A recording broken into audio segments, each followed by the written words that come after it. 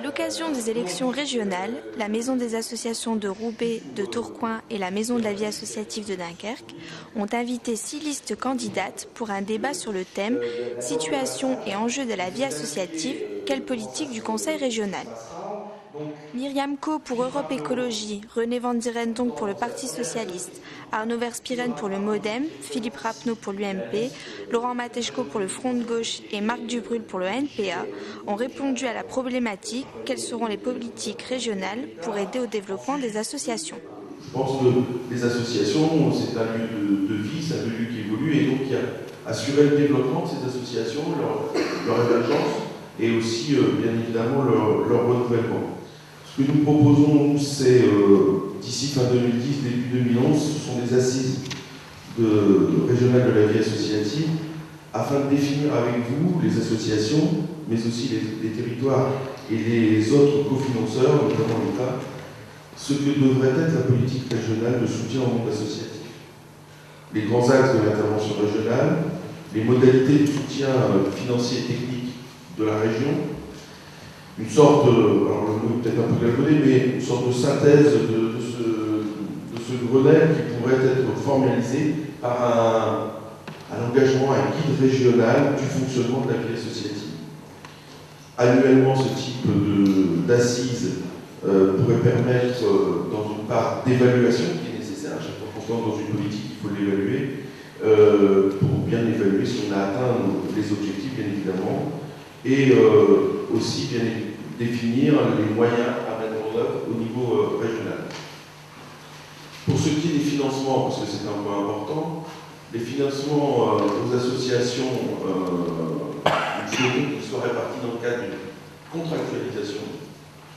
Alors bien évidemment plus annuel parce que de l'ordre de 3 à 5 ans, parce que sur un an, je pense que ce sera un peu court.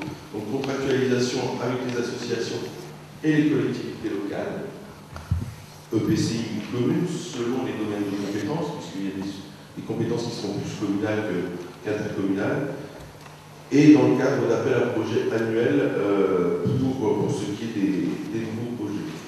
Un soutien au bénévolat associatif en mettant l'accès en particulier, vous l'avez évoqué, Monsieur le Président, sur les formations, puisqu'on est vraiment là sur des compétences régionales, même si on peut aller sur le statut du bénévole au-delà, mais dans un cadre législatif, mais qui ne va pas être défini ici, mais qui pourrait être la comptabilisation, par exemple, du temps passé en point retraite, par exemple. Voilà. Cette liste s'intitule tout simplement l'humain d'abord. Et c'est dire la sympathie naturelle que nous avons par rapport à la thématique de ce soir, qui tente à mettre en avant les valeurs humaines, les valeurs de coopération, les valeurs donc de désintéressement face à celles de concurrence et de cupidité qu'on peut trouver aujourd'hui en action dans la société. Nous refusons, encore une fois, une organisation de la société basée sur la concurrence et sur la recherche du profit.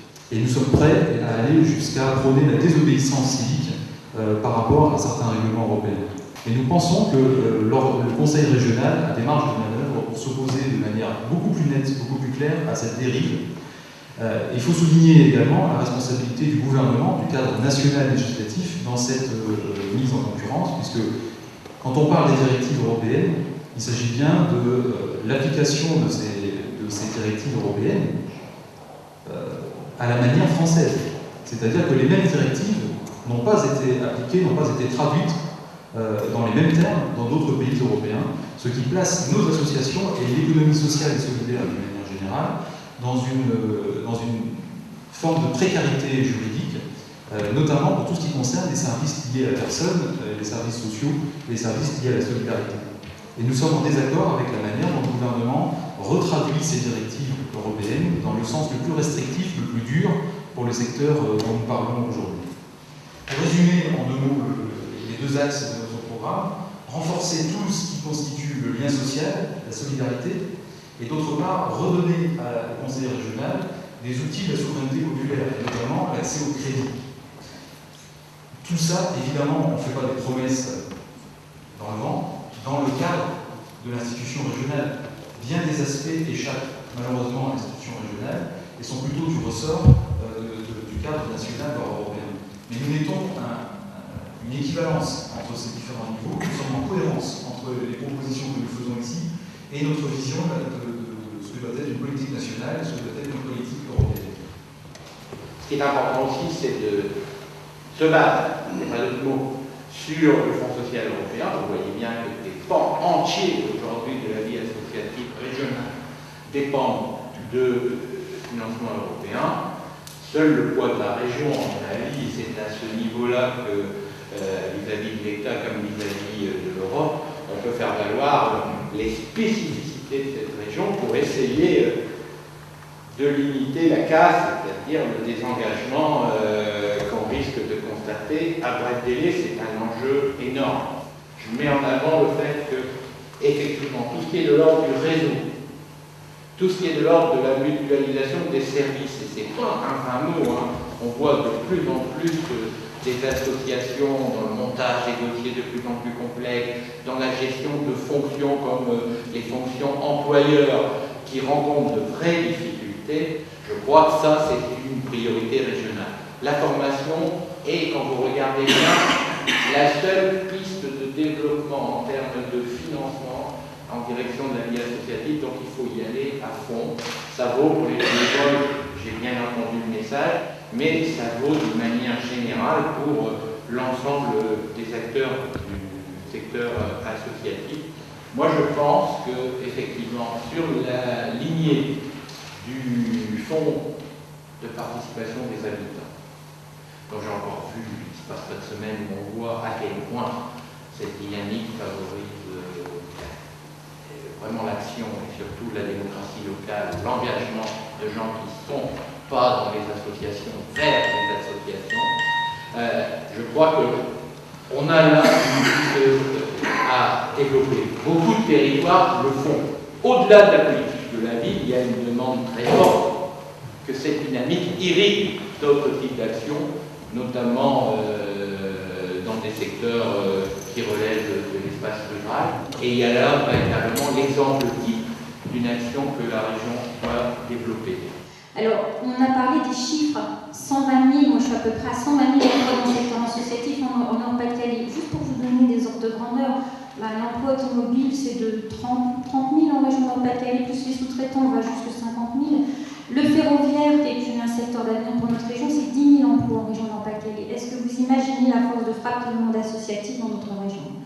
Donc cette force, il faut la replacer dans le contexte où on est, un contexte où on aspire à une autre économie, à une autre vie, et bien pouvoir redire que la grande force du secteur associatif dans cette période un peu trouble que l'on connaît, c'est qu'il s'agit d'emplois non délocalisables, qui ne sont pas liés sur des questions liées au profit, donc qui ne sont pas soumis aux errements de la financiarisation internationale, et qui ont surtout cette grande vertu de pouvoir cultiver leur indépendance.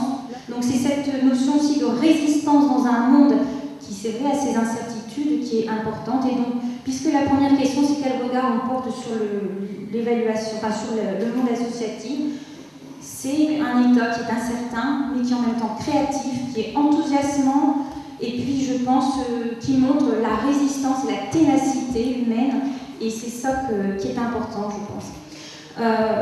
On est allé un peu plus loin avec cette charte d'engagement réciproque entre la région et les associations. Et donc on a déjà cette instance de débat et de discussion avec les associations qui est à alimenter, qui n'est certes pas parfait. D'ailleurs, je pense que la semaine prochaine, il y a encore une réunion du comité de suivi de la charte qui a lieu. Et cette passe par rapport aux incertitudes que connaît le monde associatif, notamment sur sa précarisation financière. On voit que les conventions pluriannuelles d'objectifs que nous avons développées et que nous continuerons de développer avec des objectifs ambitieux, vous verrez, sont quantifiés dans le programme d'Europe Écologie, sont vraiment un moyen, je pense, efficace de soutenir, de donner de la sécurisation aux associations qui peuvent sur plusieurs années avoir la transparence des financements auxquels elles vont pouvoir avoir droit. Et on a une proposition aussi pour développer des fonds dédiés à l'instar des fonds de participation habitants, mais qui pourraient être sur des domaines bien particuliers, dans le domaine de la culture, dans le domaine du sport, et qui pourraient être gérés par la société civile, ne serait-ce que pour simplifier un petit peu cette boulimique à l'administration de compliquer beaucoup de choses par des dossiers extrêmement complexes à remplir. Alors, il y a deux poids, deux mesures, on peut voir, et ça c'est quelque chose qui traduit d'ailleurs la politique aussi bien de, on va dire, de la gauche institutionnelle et de la droite, en matière de la vie associative, c'est que pour les associations, c'est le casse-tête, c'est des tracasseries administratives, c'est des dossiers très compliqués, c'est la professionnalisation. Alors, quelle solution? D'abord, M. Brand-Thierry l'a bien dit, et ce qu'il faudra, c'est résister, c'est combattre. Et donc, nous, en tant qu'élus LPA, on ne se contentera pas de soutenir, d'appeler au soutien financier des associations, mais on sait bien qu'il faudra se battre avec elles. On sera à leur côté. Parce que les associations auront besoin de la population et de militants politiques pour les aider dans le combat. Parce que ça sera pour réclamer de l'argent aux plus riches, mais il faudra aussi manifester, résister pour avoir le plus d'argent possible. Et ça, nous, on sera bien réjouis de pouvoir s'associer à ce combat. Sur ce sur quoi on s'engage d'abord, c'est ce que vous nous demandez, notamment de faciliter la vie des acteurs associatifs, c'est-à-dire de limiter les problèmes administratifs et au contraire d'augmenter la barrière pour les gens qui n'ont pas besoin d'argent, bien sûr. Mais donc d'autre part, c'est des choix politiques, c'est financer d'abord la vie associative et non pas de financer les plus riches. D'autre part, d'autres choix, c'est qu'on soit élu majoritaire, donc ça peut-être on aura plus de difficultés d'y arriver, mais on a bon espoir. Mais si on a des élus régionaux, donc on dénoncera justement la politique de la région qui est néfaste, qui subventionne les plus riches et qui oublie les associations, et ça on se promet de le faire. Alors, je pense en effet que c'est assez spécifique de notre région, un tel engagement associatif. Je pense que nous avons excusez-moi de le dire, on voit bien à Roubaix, je me permettrai d'être un peu chauvin quand je suis dans la ville, mais je crois que Roubaix en est un bon exemple. Nous avons un investissement associatif absolument considérable et qui est tout à fait vrai dans d'autres villes du département du Nord et de la région d'Entre-Deux-Mers. Alors souvent, on voit les associations, vu côté politique, vu côté budgétaire, on les voit plutôt comme des centres de coûts. La région y consacre aujourd'hui environ 8 millions d'euros, ce qui est quand même pas neutre, et donc souvent on a l'impression que les politiques cherchent à faire des économies budgétaires, et on comprend quand on a du mal à boucler les budgets, que ce soit d'ailleurs en région ou ailleurs. Et évidemment, les sommes consacrées aux associations peuvent paraître importantes. Et bien moi je prétends le contraire, je prétends que les associations, ça ne coûte pas, ça rapporte. Et ça rapporte énormément. Et donc, première mesure, oui, en effet, il faut valoriser en argent, y compris dans les cadres de budget, les heures de bénévoles qui sont consacrées et qui assurent bel et bien des missions de service public.